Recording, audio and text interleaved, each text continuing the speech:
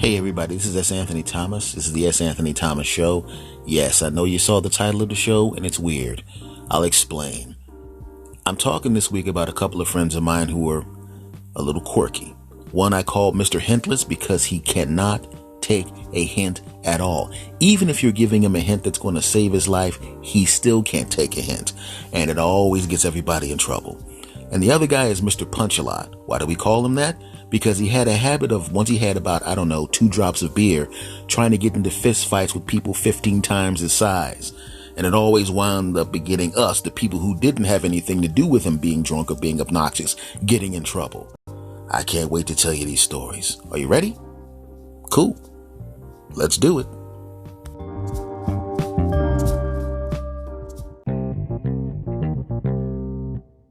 All right, everybody. You know what I want to talk about? I was talking about weird friends. That's what I wanted to talk to you about, weird friends and how we all have quirks and weird things that we go through. And you realize of your group of friends, you're all puzzle pieces. Everybody's a piece of the puzzle. You know, some pieces are in the middle and they have weird shapes all the way around. Some pieces are a little less weird than the other ones, are the pieces that go across the top of the puzzle. And there's some pieces of the puzzle that go in the corner. They have 2 smooth sides, but even those pieces have that weird shape in the middle. None of them is a smooth shape. The only puzzles that have smooth shapes are kids' puzzles, but adults' puzzles, you have weird shapes somewhere, right? And my friends are no different, and your friends are no different. When the pieces are together, and I don't necessarily mean that they have to be together, meaning physically in the same place, but when they're in each other's lives, there's still a collection of pieces that fit together and they make a beautiful picture. But individually, from the outside, when you see them, you do see the jagged pieces and the weird round shapes sticking off the side. That's how they all are. Now, I'm one of the pieces that's in the corner. I'm one of the pieces that has 2 smooth sides. And I know this because, my weird crap is the kind of crap that you can't see if you know me, unless you're really close to me. You can't see the weird crap. And it's not really super weird crap, just slightly weird crap. And I'll talk about my weird crap first before I get to the 2 people whose weird crap this episode is about. Okay. Now, I have this thing where I need to make sure my locks are locked. I need to know that crap. When I leave the house, I check all the locks. Sometimes I get as far as the porch. I don't get to the car and I go, nope, got to check those locks again. So I go back in the house. I check the locks one last time and then I leave. Now that's really not that big of a deal, right? Unless it's something that annoys you. The only thing you're going to think is, hey, if I'm with S. Anthony, I know all the doors are locked at least, and it's not really that big of a deal. I do it very quickly, but it is the kind of thing that if you're really a stickler for it, would kind of get on your nerves. I get that, but that's the kind of thing that nobody really gets to see, right? On the other stuff, like I said, pretty smooth piece on the other sides, but that's the weird thing that hangs off of me. But some of my friends are kind of the pieces of the puzzle that are in the middle. Right? And if you notice, everybody kind of fits together smoothly, man. That's what a group of friends does. You find out the weird thing about your friends because you love them and you love being with them. And somehow you guys all find a way to get around that weird thing or to cover up for that weird thing for the person who's weird. Right? I told you I like to check locks, and my friend used to always get on me because I would go places with them, and if I was driving, I wanted to check the locks one more time. I'd be in the bar hanging out, we're having a great time, and they'd see the look on my face, and they're going, you want to check the daggone locks again, don't you? And I'm thinking, yeah, I kind of do, right? And I'd run back out to the thing and check the locks and make sure they were cool. So how did my friends get around my weirdness? You know what they would do? At first, they mocked me. I would get out of the car, I'd check all the locks, and I'd start walking away, and I'd kind of stop for a second, and they go, you know what? Let's all check the locks so S. Anthony will calm down. And as a joke, they all started to check the locks and actually check the locks. And for some reason, when I knew my friends checked the locks, people I trusted, I felt okay.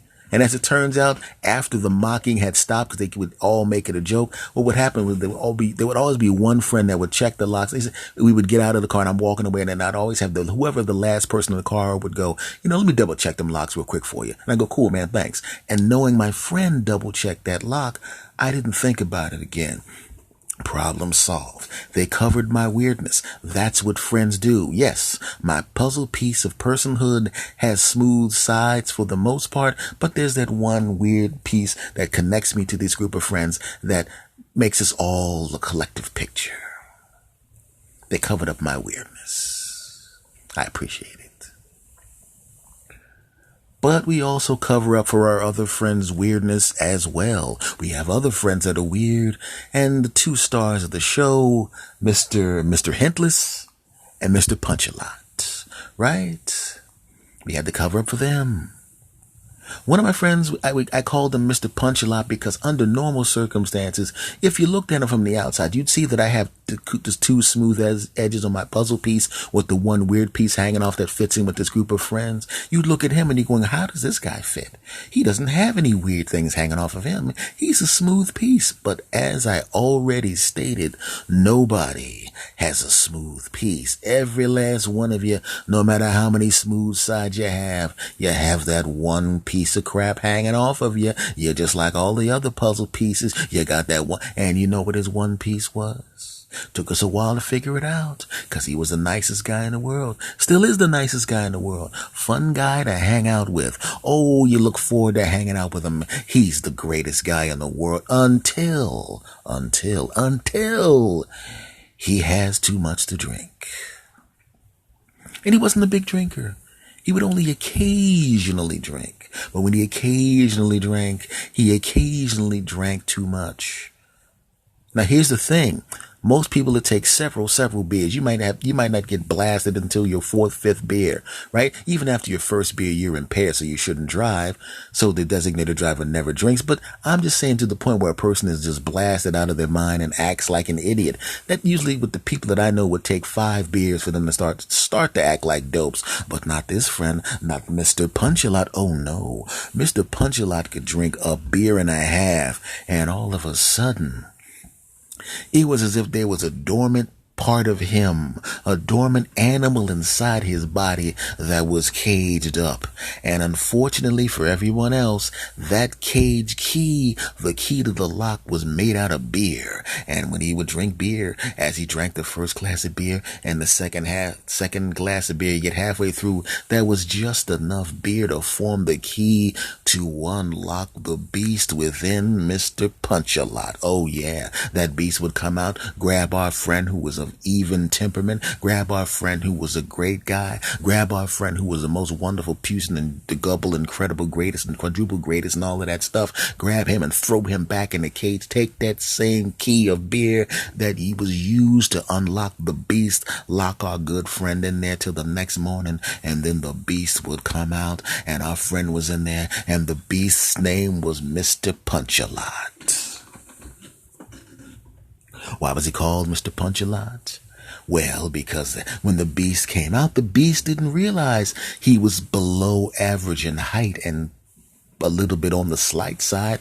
Oh no, the beast thought he was about 6'50" and weighed 9 million pounds. That's what the beast thought. The beast thought that he had an army behind him. That's what he thought, because he would just automatically out of nowhere become super obnoxious and decide he wants to get into a fight with the biggest person he could find. Not a random person. There would even be some people who were being antagonistic toward him, and he would ignore them completely because, well, that would probably be someone he would have a chance of beating in a fist fight.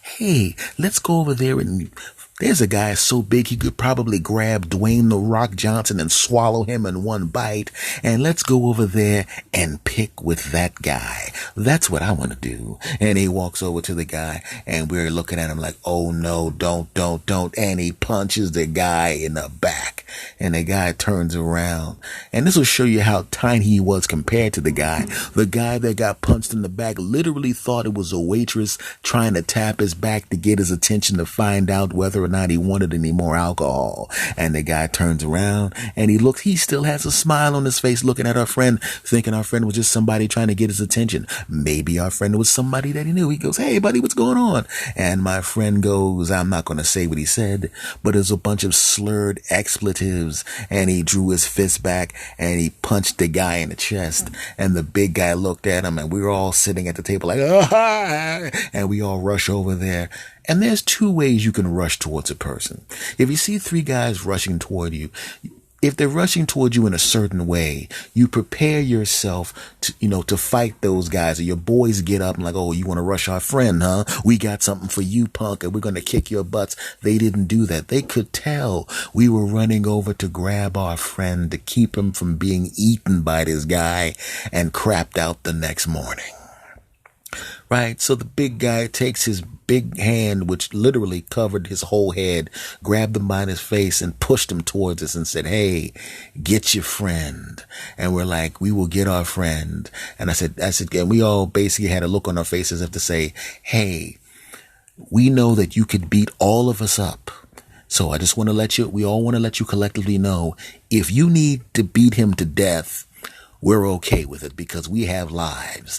And he just said, get your friend. And we said, yes, sir. And then he turned around. And how big was this guy? When he turned around quickly to rejoin his conversation, the wind from him turning around literally blew us back to the side of the bar where we were sitting, because that's how big that guy was. Mr. Punchalot. And that was the first time he did it. And we thought, well, that's an aberration. He didn't get the nickname yet. But the second time, the third time, and after a while, we kind of gotten sick of having us almost getting beaten up by people because this chump decides a beer and a half is too much and he decides to drink 2 beers. So what do? We called him Mr. Punchalot, and then we decided as a group when he wasn't around, we realized that was finally what his piece was. He looked smooth. He wasn't smooth. He had this weird shape that still fitted with us, but we needed to protect him the same way they stopped me from worrying about the locks. What did we do? He was a very responsible man when he wasn't drinking that beer and a half that turned him into an idiot. And we said, you know what? Maybe you should be the designated driver. Well, S. Anthony's the designated driver. Well, S. Anthony doesn't drink, but you know what? You're a very responsible guy. S. Anthony's very responsible too, but you are just super responsible, and we really, really trust you. S. Anthony, you don't mind not being and giving it to him to be the designated driver, do you? And I said, you know what? You're right. You should give it to him because he's a really responsible guy. And he perks up. Yeah, thanks, guys. I'll make sure you get home, right? And what happened? He took that responsibility and he decided he wasn't going to have a drop of alcohol. And because he didn't have a drop of alcohol, the beast was locked in the cage. The beast is sitting in the cage going, come on, have a beer, have a beer and a half. But he knew he didn't want to have a beer and a half because he needed to get his friends home.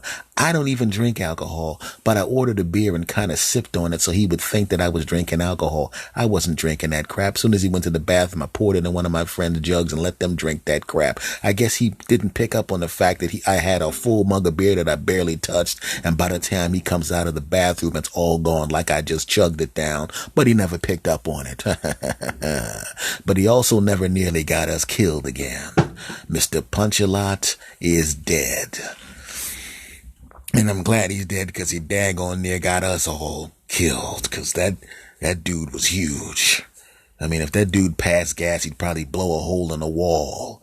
And he was so big that if he blew a hole in the wall, the person who owned the bar would go, hey, who blew a hole in the wall? Oh, that guy did it? I'll just get it fixed. That's what insurance is for. Nah, I don't want to make you angry. That's how big that guy was.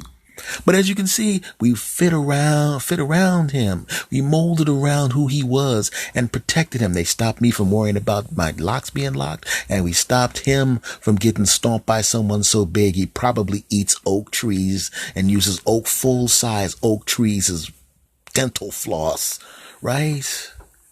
But as I said, we're all puzzle pieces. We fit together when we protect each other. You do that as a family. You do that as friends.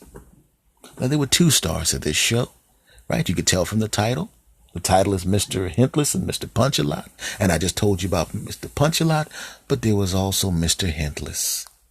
That was his piece. Also a very good guy, a wonderful guy, but the kind of guy that just couldn't take a hint.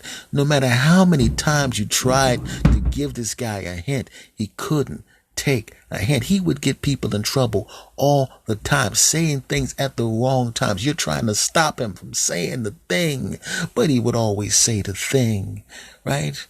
I'm usually the friend that when a person is trying to set up a surprise for his girlfriend or his wife, I'm the guy that knows how to keep the secret. So they asked me to help out, right? I help them set up the romantic thing and all that kind of stuff. Yeah, I'll get that for you, man. Just keep her out of the way. I'll take care of that, and you do that, and I'll drive you over there so she doesn't know. And I'm the one that helps out, right? But I was working this particular time. I was out of the city for a couple of weeks doing some stuff. So we had to rely on Mr. Hintless, right?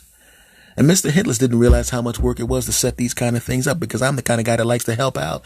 And he helps out, but it was more work than he thought. And they're setting up a surprise party for my other friend's wife, and it's going to be great, right? And all of the things are set up, and it's almost time.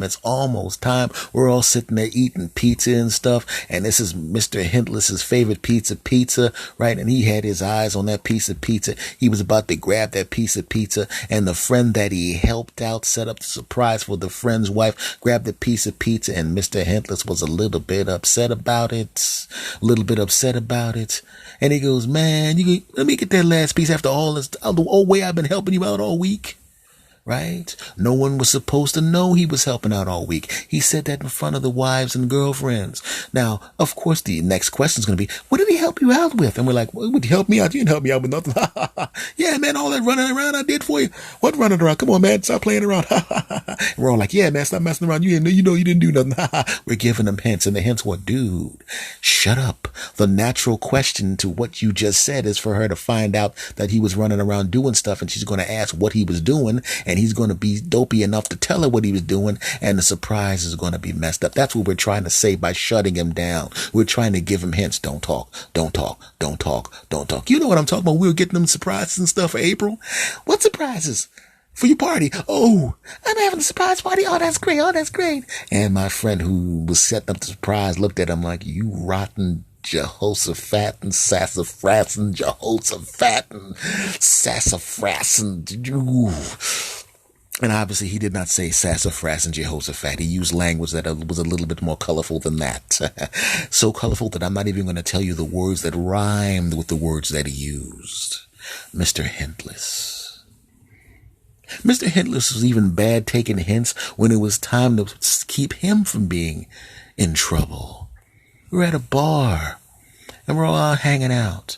He approaches a beautiful lady. Right? The beautiful lady turns him down politely. He's a little persistent. This is before he met his girlfriend. He's a little persistent, but not in a rude way. But then, he asked a second time, He goes, no, I have a boyfriend. At first he said, no, I'm just kind of sitting here relaxing by myself. And he's like, come on, and she blows him off very politely. He's not, and he kind of backed off and walked away. Right? No problem.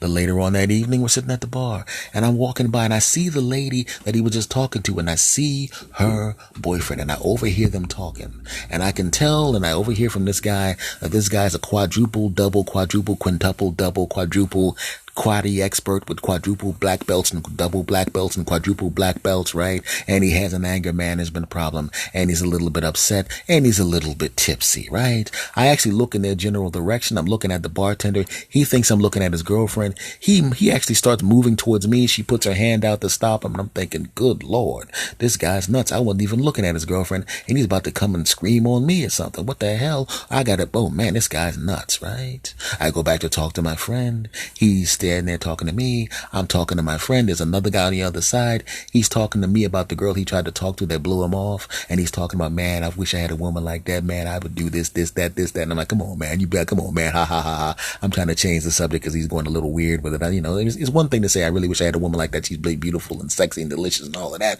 But he was getting into specifics, right? Now, the guy on the other side of him was like, yeah, I tell you what, you, ha, ha, ha, ha, yeah, you go get him, buddy. Ha, ha, ha, ha, ha. Right? And I'm looking at these two guys now, and then I started to realize that the guy on the other side of my friend is the guy that almost approached me and attacked me because he thought I was looking at his girlfriend, and that was enough to make him attack me. And I realized that the girl my friend is talking about is the girl that's that guy's girlfriend, and he's getting into specifics about what he's doing, and the guy's giving the old elbow to the shoulder. Yeah, I bet you would. I bet she's good. I bet she's hot. I bet you give it to her good, right? Ha, ha, ha, ha. Right? And then he starts describing her, and I'm starting to see a little bit of recognition on Mr. Angry's face, and I'm trying to give my friends hints. I'm trying to stop him from talking talking. I'm trying to change the subject. I'm giving them hints. I actually said to them, hey man, aren't you supposed to, you need, oh man, it's 11:30. You need to make that phone call to Jim. We don't have a friend named Jim.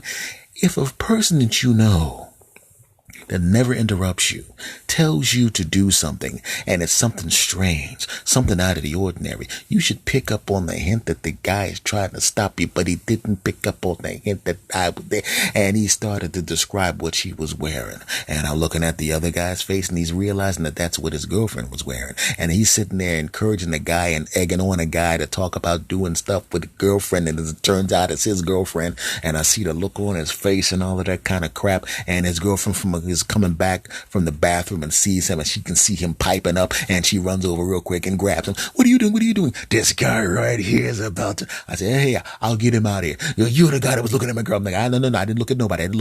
And I grabbed my friend, and we got the hell out of there. And Kung Fu Boy there was turning into Hulk Hogan, and his girl was like, calm down, rubbing his chest and all of that, and we got the hell out of there.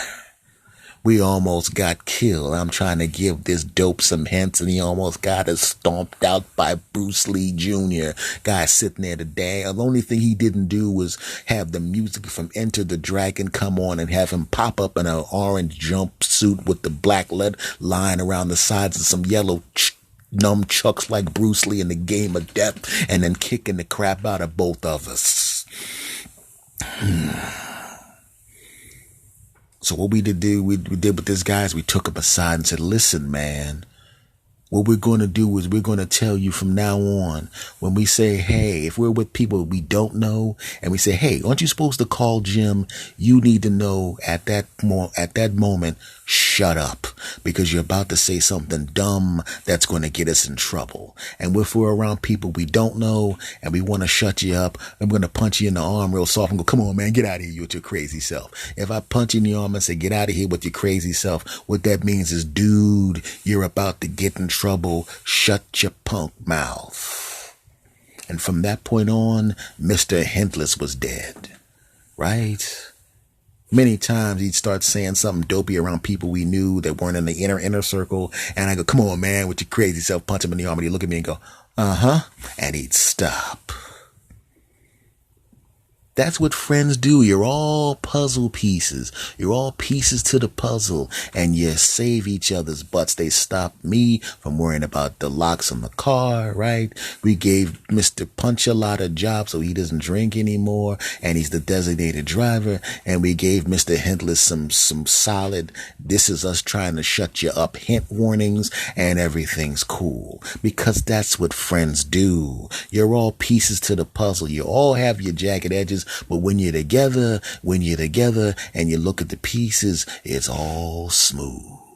You dig? Of course you do. Well, folks, that has been this episode of the S. Anthony Thomas Show. Thank you very much for listening. I appreciate you more than you know. Thanks for telling your friends about this program. Much love to you, and I will see you next time. Take care.